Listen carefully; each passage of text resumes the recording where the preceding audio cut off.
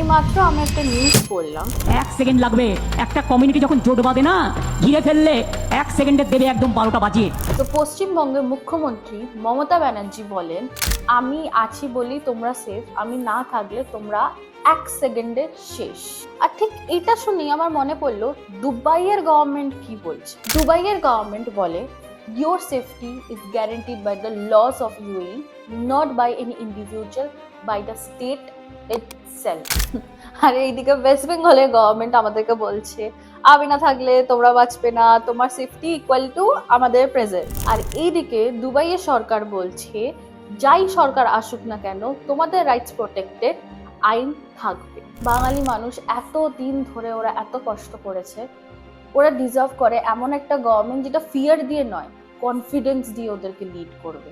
क्या है ममता बनर्जी हम लोग के लिए? सिर्फ हम लोग को बोला तुम लोग हिंदू भाई लोग को डराने के लिए जाओ कि हिंदू भाई लोग सनातनी लोग को कोई रामनवमी होती है, कोई दुर्गा पूजा होती है, काली पूजा होती है, वहाँ पे जाके हमला करो। আমি রোহিণী রয়, দুবাইতে আছি।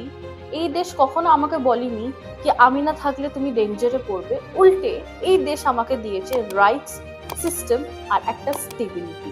এখন বাঙালিরা নিজেরাই আনসেফ নিজেদের দেশে because of some ruling party.